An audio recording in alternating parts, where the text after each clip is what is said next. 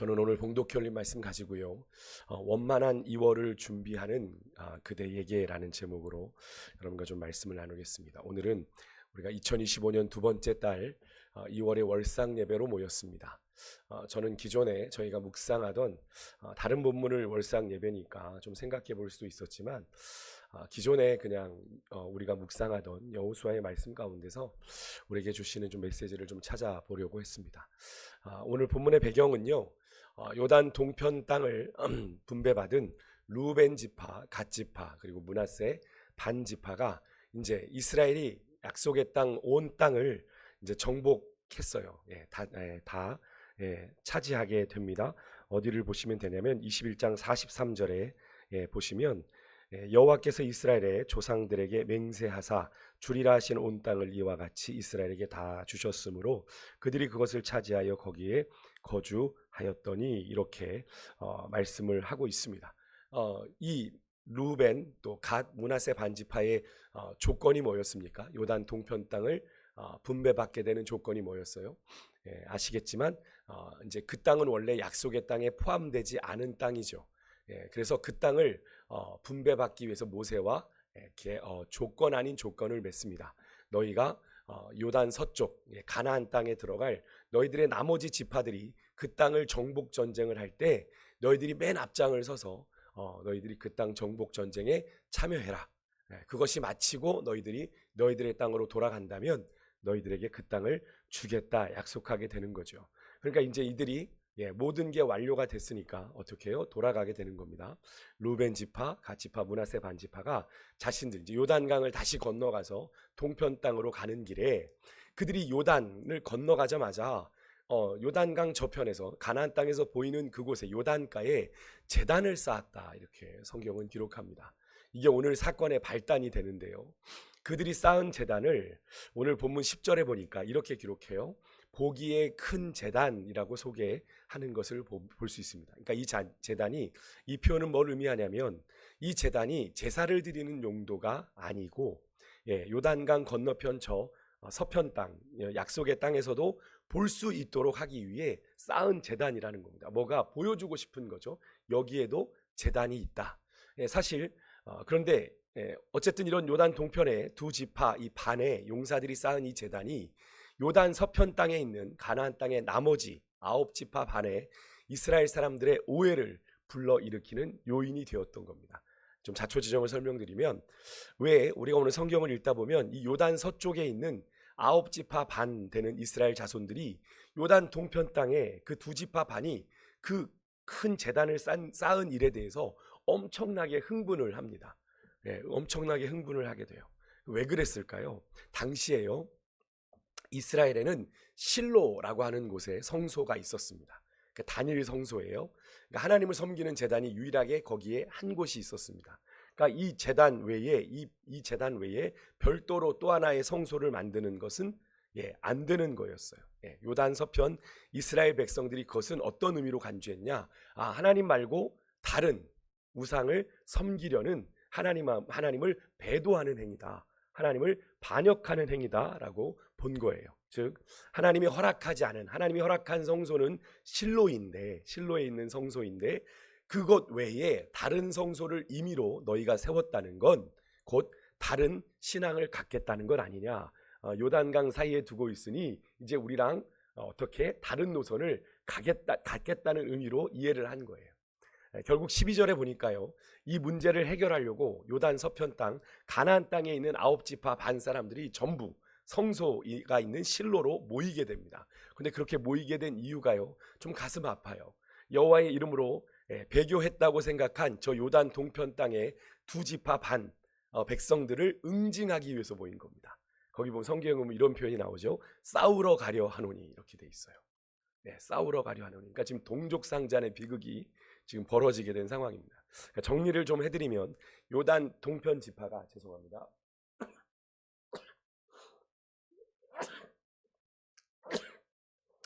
요단 동편 지파가 그렇게 그들만의 제단을 요단 동편 땅에 쌓은 것은 두 가지 중요한 문제예요. 첫 번째는 합법적인 단일 성소 규정, 실로에 세운 그 규정을 이들이 어겼다는 거죠. 그래서 요단 서편 지파들이 성소에 있어서 있는 실로에 모여서 그들에 대해서 막 규탄하는 그런 모임을 갖게 된 게 바로 그런 의미고요. 두 번째는 이 하나님이 정하신 실로 성소 외에 제단을 쌓는 건 요단 동편 두 지파 반의 배교다라고 생각을 한 겁니다. 그래서 18절에 보면 요단 서편의 지파들이 그런 요단 동편 땅 지파들의 행동을 통해서 하나님이 우리들에게 진노하실 거다. 왜? 너희들이 하나님을 배도했으니까 너희들로 인해 아간의 범죄 때문에 우리에게 진노가 임했던 것처럼 우리에게 또 진노가 임할 것을 막 두려워해요. 결국 이 문제는요, 요단 서편 가나안 땅의 9지파 반이 요단 동편의 이제 2지파 반과 전면전을 치르는 일촉즉발의 상황에 이제 놓이게 된 겁니다. 그런데 그래도 너무나 감사한 건 그래도 그 전에 이들이 이제 어쨌든 대화를 통해 좀 자초지정을 확인하려고 하는 거예요. 대화를 통해 문제 해결을 시도하는데 이를 위해서 요단 서편 땅의 지파들이 뭘 하냐면 제사장 엘르아살의 아들 비느하스가 있습니다. 비느하스와 각 지파에서 천부장들 선출한 10명의 지도자들을 요단 동편 땅으로 보내요. 길르앗 땅으로 보내서 요단 동편의 지역 대표를 만나게 합니다. 16절에 보니까요. 그렇게 만나자마자 비느하스와 요단 서편의 이 대표단이 요단 동편 사람들을 이렇게 질책합니다. 우리 같이 한번 읽어볼게요. 어떤 마음인지 우리가 이제 요단 서편 사람들의 마음을 느낄 수 있습니다. 한번 같이 읽겠어요. 시작. 너희가 어찌하여 이스라엘 하나님께 범죄하여 오늘 여호와를 따르는 데서 돌아서서 너희를 위하여 제단을 쌓아 너희가 오늘 여호와께 거역하고자 하느냐, 이렇게 말합니다. 그러니까 앞에서도 살펴본 것처럼 요단 동편 2지파 반이 별도의 제단을 그들의 땅에 쌓은 건 하나님 앞에 어떤 행위다? 범죄 행위다. 그죠? 그리고 여호와를 배반한 행위다라고 하는 것을 분명히 지적하죠. 그런 그들의 행동을 과거 여리고성 전쟁 이후에 전리품을 몰래 빼돌렸던 아간의 범죄와 동일한 행위로 간주를 합니다. 뒤에 우리 아까 말씀드렸죠.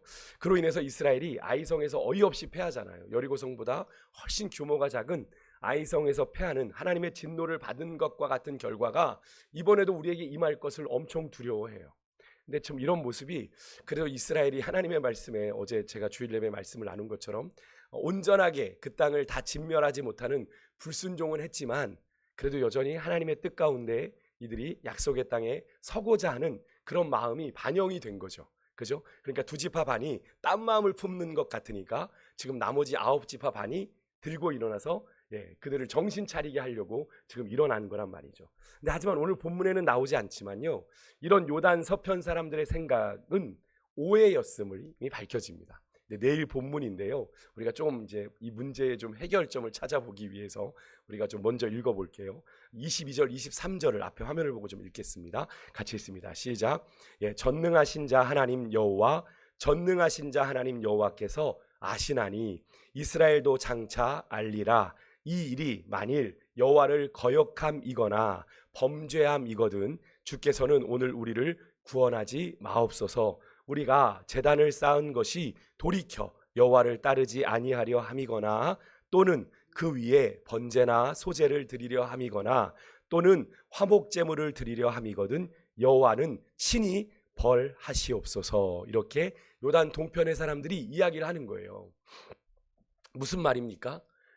한마디로 지금 요단 동편 2지파 반을 찾아온 요단 서편의 그 9지파 반이 내 생각, 너희들이 이거 하나님 배반한 거야, 배신한 거야 라고 하는 그 생각은 뭐라는 겁니까? 오해야 라는 거예요. 오해. 자신들이 요단 동편 땅에 이렇게 제단을 쌓은 건 다른 목적이 있다고 얘기해요. 24절 한번 읽어볼게요. 성경 보셔도 되고 화면 보셔도 됩니다. 시작. 우리가 목적이 있어서 주의하고 이같이 하였노라. 곧 생각하기를 후일에 너희의 자손이 우리 자손에게 말하여 이르기를 너희가 이스라엘 하나님 여호와와 무슨 상관이 있느냐. 이렇게 무슨 목적이에요? 이런 겁니다. 지금이야 서로 생존에 있으니까, 그죠? 약속의 땅을 분배받은 사람들이 살아 있으니까 그래 너희 우리 같은 동족이야 이렇게 얘기하고 찾아와서 지금 이런 사단이라로 벌이지만 후세예요. 그죠? 자손들이 이제 내려갔을 때 요단강을 사이에 두면 이게 지형적인 게 영향을 주지 않습니까? 강 하나를 사이에 두고도 서로 양편의 사람들이 뭐 화개장터인가요? 그죠? 전라도와 경상도로 나뉘어지는 그런 것처럼 말입니다. 그게 문화가 달라지게 되고 그렇게 되면 후세로 넘어가면 갈수록 요단강을 이제 그 자손들은 어떻게 생각해요? 원래 저 땅은 우리 하나님이 우리에게 주신다고 했던 약속의 땅이 아니었는데 저들이 우리랑 상관이 있어? 라고 생각을 할 수 있는 거잖아요. 그죠? 그래서 원래 약속의 땅이 아니었던 요단 동편 땅을 분배받은 이 루벤, 갓, 므낫세 반지파 자신들이 이스라엘과 상관없는 존재로 나중에 후대에 취급받을 걸 염려해서 그렇게 했던 겁니다. 그래서 큰 이제 이 요단 서편 땅에서 보이는 큰 제단을 쌓은 거예요. 그게 제사 목적이 아니라 우리도 너희와 똑같이 누구를 섬기는 자들이다. 하나님 섬기는 자들이다. 그거를 상징물로 일부러 제단을 크게 만든 겁니다. 그 가나안 땅에서 보이도록. 사실 이들이 몰래 딴 주머니를 차려고 했다면 그렇게 큰 제단을 만들 리가 없었겠죠. 그죠? 숨어서 해야 되니까. 근데 그렇게 보이도록 했다는 건 그들의 의도가 다른 데 있었다는 건데. 근데 요단 서편 땅에 이스라엘 백성들이 볼 때는 저것들이 뭐 하는 짓이야 이런 생각을 불러일으킬 수 있었던 거죠. 이들의 이 발언으로 인해서 요단 서편 땅의 이 9지파 반의 생각이 오해였다는 사실이 더 분명해지는 거죠. 저는 이 사건을 이렇게 묵상하면서 오늘 이 사건이 우리에게 주는 영적인 교훈이 뭘까? 왜 하나님께서 우리가 월삭을 드리는 이날 이 본문을 우리에게 묵상하게 하셨을까? 그런 생각을 좀 하면서 우리에게 주시는 믿음의 교훈을 좀 찾아봤는데요. 여러분, 낮에는 먹구름이, 밤에는 그 먹구름이 흰 구름이 됩니다. 우리의 시선이 그렇게 다르다는 거죠. 조명에 따라 여러분 같은 색이 조명이 밝게 비춰지면 같은 색인데도 다른 색처럼 보이게 됩니다. 여러분, 이것이 무엇을 의미하는지 아시겠어요? 우리의 시각을 액면 그대로 믿어서는 안 된다라는 거죠. 제가 일전에도 그런 말씀드리지 않았습니까? 우리가 보는 게 사실인 줄 알았는데 제가 옛날에 고릴라 실험 혹시 설교 때 보여드렸던 거 기억하시나요? 우리가 어떤 이렇게 공을 튀기는 장면을 봤는데 그 안에 고릴라가 들어왔었죠. 근데 그것을 실험 대상자들이 다 본 것이 아니었다라고 하는 걸 보면서 똑같은 장면을 보지만 내가 봤다고 하지만 보지 못하는 것이 있을 수 있다라고 하는 연구 결과를 여러분들에게 보여드리면서 우리가 본다고 하는 우리의 인식의 근거로 삼는 내가 보지 않고는 그죠? 그 본다고 하는 것이 액면 그대로 믿을 수 없는 거다라는 걸 말씀을 드렸는데 우리에게는 보는 것에도 한계가 있고 듣는 것에도 한계가 있다라는 사실을 우리가 명심해야 됩니다. 근데 우리가 그것을 자꾸 잊죠. 자꾸 잊어서 내가 보지 않고는 안 믿어. 내가 듣지 않고는 그런 얘기 안 믿어. 이렇게 얘기를 하거든요. 근데 우리가 우리의 인식의 근거로 가장 쉽게 내가 보고 듣는 것을 삼을 때가 많잖아요. 최소한 내가 이거는 내가 이래야 내가 믿을 거야. 그래서 우리가 서둘러 무언가를 보고 내가 본 대로 들은 대로 규정하고 판단하는 습관이 우리가 살아가면서 뭘 만듭니까? 그게 정확하면 좋은데 오늘 본문의 사건처럼 오해와 오류를 만들어내는 경우를 우리가 보게 되죠. 오늘 본문의 시작이 바로 그랬던 겁니다. 오해한 거잖아요. 요단 서편 땅의 9지파 반이 그 제단 세운 거 보고 이것 봐라 그렇게 오해한 거잖아요. 그죠? 결국 나중에 밝혀졌지만 요단을 건너 집으로 돌아간 요단 동편 땅을 분배받은 이 루벤, 갓, 므낫세 반지파가 요단 강가에 세운 제단은 요단 서편 땅의 지파들의 생각처럼 실로에 있는 여호와의 제단이 아닌 또 다른 제단을 쌓는 시도로 액면 그대로 보였기 때문에 그것이 하나님을 향한 배도고 반역이고 다른 우상을 숭배하려는 목적으로 보였어요. 그죠? 보였습니다. 확인이 됐어요. 그런데 내일 본문 24절에 보면 그들의 생각은 분명 오해였죠. 맞는 게 아니었습니다. 요단 동편 두 지파 반이 이렇게 말해요. 우리가 목적이 있어서 주의하고 고민하다가 이같이 한 겁니다 라고 얘기를 하잖아요. 이 말은 그들이 요단 서편 9지파 반의 생각과 다른 목적으로 한 행동이다. 그러니까 우리가 액면 그대로 드러난 행동을 가지고 우리가 그 이면에 감추어진 것까지 섣불리 판단해서는 안 된다. 우리가 인간관계를 할 때 참 그러는 경우가 많죠. 그 행동을 보고 내 맘대로 그죠? 내 뜻대로 판단해서 나에게 그런 걸 표현한 것 아니야 라고 오해를 만들어서 그것이 원치 않는 갈등이 일어나게 되고 분쟁이 생기게 되는 걸 보게 되거든요. 그것은 요단 건너편 땅에 거하는 자신들이 아까도 말씀드렸지만 후세에 자신들이 이스라엘 지파였다라는 증거로 삼은 제단인데 그런 오해를 받은 거였죠. 어떤 사건이 보는 각도에 따라서, 입장에 따라서 해석이 얼마든지 다를 수 있다라는 사실을 우리가 좀 열어놨으면 좋겠습니다. 당연한 건데 사실 우리가 자주 놓치는 사실이죠. 내가 본 게 전부가 아닐 수 있다.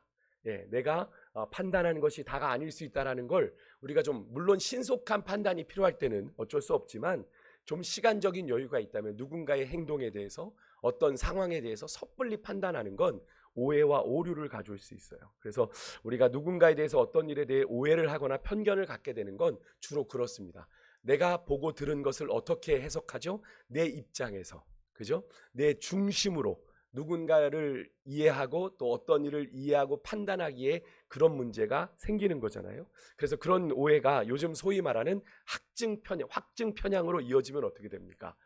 그것처럼 무서운 게 없는 거죠. 확증 편향이 뭡니까? 내 자신의 가치관, 기존의 신념 혹은 판단 따위와 부합하는 정보에만 주목하고 그 외의 정보는 다 무시하는 사고방식과 태도입니다. 그러니까 내 뜻에 맞는 건, 그러니까 쉽게 말하면 자신의 입장에 맞는 정보만 주목하고 다른 정보는 다 무시하는 거죠. 한마디로 내가 듣고 싶은 것만, 내가 보고 싶은 것만 보는 게 확증 편향입니다. 그러니까 조금은 이 확증 편향이라고 하는 이 자세는 조금은 상대방에게 일방적이고 되게 무례한 사고방식일 수 있는 거죠. 내가 의도하지 않았더라도 충분히 공격적일 수 있는 그런 사고방식인데요. 이런 사람들과 우리가 대화를 하게 되면 어떻게 됐습니까? 100이면 100 분쟁이 생기고 트러블이 생기죠. 사실 어떤 문제에 대해서 객관적인 다방면의 대화가 불가능하고 어렵고 오히려 갈등과 분쟁이 원치 않았는데도 유발되게 되는 것을 우리가 보게 되는데, 오늘 본문의 사건이 사실 그럴 수 있었던 사건이죠. 그럴 수 있었던 요단 지파, 서편 지파의 입장에선 어떻게 보면 확증 편향까지 간 거죠. 자신들이 가지고 있는 이해로만 그것을 판단했기 때문에 그런 건 아닙니까? 그런데 거기서 한 걸음 물러섭니다. 그죠? 그래서 비느하스와 천부장들을 보내 자초지정을 확인했던 것이, 그게 신의 한 수가 되어서 이 분쟁이 동족상잔의 비극으로 이어지지 않았던 걸 우리가 보게 되는데요. 한편으로는 그런 생각이 듭니다. 오늘 사건을 보면서 오늘 본문에 이렇게 시작을 하잖아요. 요단 동편 사람들이 넘어가고 그들이 제단을 쌓았다라고 하는 소문이, 이스라엘 자손이 12절에 보면 이를 듣자 이렇게 되어 있습니다. 소문을 들은 거예요. 야, 걔네들 넘어갔는데 요단 동편 넘어가자마자 뭐 했대? 제단을 쌓았대 라고 하는 소문을. 그러니까 이게 참 소문이 급하고 오해는 참 빠르다라는 생각을 해보게 되는 그런 장면입니다. 그러니까 단단한 군사력을 가지고 요단 서편 땅에서 지금까지 형제들의 정복 전쟁을 앞장서 도왔던 자들이 지금 요단 동편 땅을 간 므낫세, 루벤, 갓, 므낫세 반지파예요. 근데 이 두 지파 반이 빠진 빈자리를 어쩌면 두려움이 차지해버린 것 아닌가. 이들이 우리를 떠났는데 우리와 계속 끝까지 같이 갈까 하는 그런 의구심이 나머지 약속의 땅에 있었던 나머지 이스라엘 백성들에게 있었던 것 같아요. 그런 빈틈이 비집고 들어온 거죠. 그러니까 요단 서편 땅의 9지파 반과 함께 열심히 싸워준 형제들의 뒷모습을 보면서, 야, 이제 우리도 다 정복전쟁 끝냈어, 너희들 이제 너희들의 땅으로 돌아가, 축복하면서 그들을 보냈어요. 잘가, 조심히 도하해, 이렇게 했는데 그들은 그 형제들이 요단 동편 땅에 그 세운 제단에 대한 소문을 듣자마자 이들이 오해를 하고 어느 지경까지 갔냐면 이 형제들과 당장 싸우려고 9지파 반이 다 모였어요. 성수 앞에. 참 순식간에 소문이 퍼지고 오해도 참 빠르다는 걸 우리가 볼 수 있죠. 근데 어제 주일 예배 때도 말씀을 드렸지만 지금 이스라엘의 상태가 어떤 상태입니까? 하나님을 향해서 어떻게 보면 온전히 순종하지 못한 상태, 모두 진멸하라 하신 가나안 족속을 그들의 땅에 지금 두고 있는 상태라고 말씀을 드렸죠. 그러니까 하나님을 향해 이스라엘이 불신앙으로, 물론 오늘 장면에서 보면 하나님 앞에 바로 서려고 노력하는 모습을 보이고 있는데 그래도 여전한 불신앙의 잔재가 그들 안에 남아있는 상태인데, 이들이 하나님을 향한 믿음이 사라지면 무엇이 그들의 마음을 지배하게 되는 걸 우리가 어제 보았죠.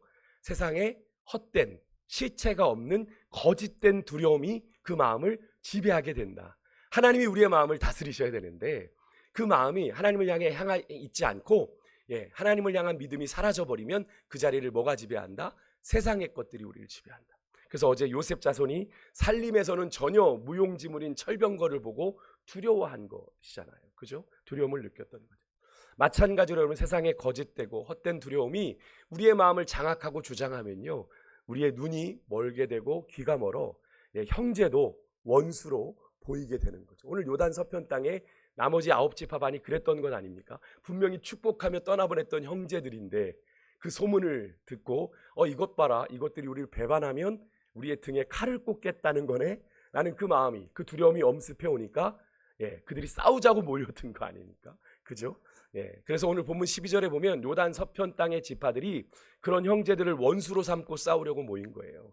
여러분, 새롭게 시작하는 2월 우리가 하나님을 온전히 경외함으로 정말 세상에 실체가 없는 거짓된 두려움이 여러분 우리의 마음을 장악하고 주장하지 못하게 하는 그런 한 달이었으면 좋겠습니다. 세상에 휘둘리면 우리의 마음은 하루에도 수없이 업앤다운합니다. 막 또 좋았다가 또 금방 깔아졌다가, 그죠? 세상의 소리를 듣다 보면 우리의 마음이 막 걷잡을 수 없는 거 느껴요. 근데 그 마음을 주님이 주장하시면 어떻게 됩니까? 주님이 주시는 샬롬의 평강을 누리게 되는 거죠. 내 주변의 조건과 상관없이 주님이 주신 평강이 우리의 마음에 임하게 되면 세상의 헛된 두려움이 우리의 심령을 장악하지 못하게 될 줄 믿습니다. 근데 그것이 장악하면 어떻게 돼요? 아까 우리가 봤던 것처럼 형제를 원수로 보게 되는 영적인 착시 현상이 일어나서 아군을 적군으로 오인하게 되는, 그래서 마음이 번민되는 분들, 세상의 두려움과 걱정으로 가득 찬 분들이 교회에 오면 죄송해요, 여기 자꾸 그분들이 계신 곳에서 뭐가 생겨요? 트러블이 생기고 분쟁이. 왜? 그분들의 말투나 행동들을 통해서 그분들이 자신들의 감정을 표현하는데 그게 격하다 보니 그렇게 트러블이 생기기도 하는 거죠. 끝으로요, 이 민족 간 유혈 분쟁 직전에 이 비느하스와 각 지파의 대표들을 사절단으로 보내 이 정확한 진상을 파악한 것이 아까 제가 신의 한 수가 됐다라고 말씀을 드렸는데, 온전한 관계를 위해서는 어떤 것을 판단하고 결정하는 데에는 조금 유보하는 태도가 좀 필요한 것 같습니다. 신중한 태도가 필요한 거죠. 제가 자주 말씀드리는데 그러죠. 우리가 누군가를 섣불리 판단해서는 안 된다라는 말씀 드리지 않습니까? 특별히 구원에 대해서 저 사람 구원 받겠어? 에이, 안 돼. 저렇게 신앙생활해서 이런 생각들 말입니다. 누군가에 대해서 섣불리 누군가를 판단하는 건 성경적인 태도가 아니다라는 말씀을 드렸어요. 그래서 예수님께서도 마태복음 7장 1절에 산상순에서 이런 말씀을 하십니다. 비판을 받지 아니하려거든 너희가 비판하지 말아라. 너희가 하는 비판으로 너희가 비판을 받을 것이고, 그 비판을 하려면 누군가를 어떻게 해요? 헤아려야 되는데 너희가 그 사람을 헤아리는 그 헤아림으로 너희가 헤아림을 받을 것이다 라고 예수님 말씀하셨는데, 여기서 비판을 원문으로 보면 판단을 의미해요. 판단, 누군가를 판단하는 거. 그러니까 공동 번역은 이렇게 번역을 했어요. 남을 판단하지 말아라. 비판하지 마는 게 아니라 나는 저 사람 비판 안 하고 그냥 판단했는데요. 아니, 판단하지 말라는 거예요. 내 기준을 가지고 저 사람이 옳고 그름을 판단하지 말아라. 자신이 누군가를 무언가를 판단함에 있어서 내 자신의 한계를 인정할 때 우리가 아까도 말씀드렸죠. 보는 것의 한계, 듣는 것의 한계, 또 내가 사고하고 사유할 수 있는 것에도 한계가 있잖아요. 내가 모든 걸 다 이해할 수 있습니까? 세상 만물의 이치를 내가 다 이해할 수 있는 그런 사고 능력을 가졌나요? 그렇지 않잖아요. 그런데 내 이해에 맞지 않는다고 그 사람을 그게 상식적으로 말이 돼? 그게 돼? 이렇게 몰아가게 되면 어떻게 됩니까? 안 되는 거잖아요. 그래서 여러분, 내가 그런 한계가 있다는 걸 인정할 때 우리는 누군가에 대해서 오해하고 섣부른 판단을 하게 되는, 그래서 그것으로 인해서 관계가 깨어지는 것을 우리가 막을 수 있다는 걸 오늘 이 본문을 통해서 깨닫게 되는데요. 여러분, 우리가 새로운 한 달 2월을 시작하면서 우리가 인간관계에 있어서 우리가 어떻게 해야 되는지 오늘 말씀을 통해 우리가 중요한 좀 팁을 받게 되는 것 같아요. 우리가 타인의 행동에 대해서 얼마든지 오해할 수 있다라는 걸 우리가 인정하자고요. 내가 다 아는 것 같고 다 보는 것 같고 다 들어서 내가 충분히 내 판단으로는 판단할 수 있겠지만 그것이 틀릴 수도 있다. 그래서 오해할 수 있다. 그래서 중요한 건 그 행동에 대해서, 누군가의 행동에 대해서, 누군가의 태도에 대해서 성급하게 결론을 내리지 않는 것. 그것이 오늘 말씀을 통해서 우리에게 깨닫게 하시는 건데요. 여러분, 누군가에 대해서 내 안에 있는 실체가 없는 두려움으로 오해하지 마시고 사랑의 시선으로 여유 있게 좀 관찰하고 바라봐주고 최대한 그 사람의 입장에서 이해해 보려고 하는, 역지사지라고 하잖아요. 그죠? 너희가 대접을 받고자 하는 대로 남을 대접하라. 이 성경이거든요. 역지사지가 주님이 하신 말씀이에요. 이해가 안 되니 입장 바꿔 생각을 해봐라 라는 말씀 아닙니까? 우리가 오늘 이제 2월 한 달을 살아가게 되면서 우리의 삶의 현장에서 맺게 되는 수많은 인간 관계들 속에서 우리가 불필요한 갈등, 분쟁을 미리 예방할 수 있는 방법을 하나님께서 오늘 이 여호수아에서 본문을 통해 우리에게 말씀해 주셨는데요. 이번 한 달 우리가 누구를 만나던 우리의 섣부른 판단과 오해로 갈등과 분쟁의 불씨가 되지 않았으면 좋겠고요. 예수님께서 팔복에서 말씀하신 것처럼 화평케 하는 자, 어떤 복을 받는다고 했죠? 하나님의 아들이라 일컬음을 받는다. 그래서 하나님의 아들 된, 하나님의 자녀 된 우리 그리스도인들은 모두 어떤 존재가 돼야 된다? 화평케 하는 자가 돼야 된다. 그래서 우리가 어느 곳에 가든지 저 사람은 예수 믿는다고 하는데 저 사람만 오면 시끄러워. 저 사람만 오면 관계가 어려워져. 트러블 메이커가 되는 거죠. 여러분 그렇게 되지 마시고 여러분이 밟는 모든 삶의 현장에서 화평케 하는 자, 조금 유식한 말로 하면 피스메이커잖아요. 그죠? 평화를 만드는 사람으로 귀한 존재감을 드러내시는 그런 2월 한 달 되실 수 있길 주의 이름으로 축복합니다. 기도의 자리로 나아가요. 기도.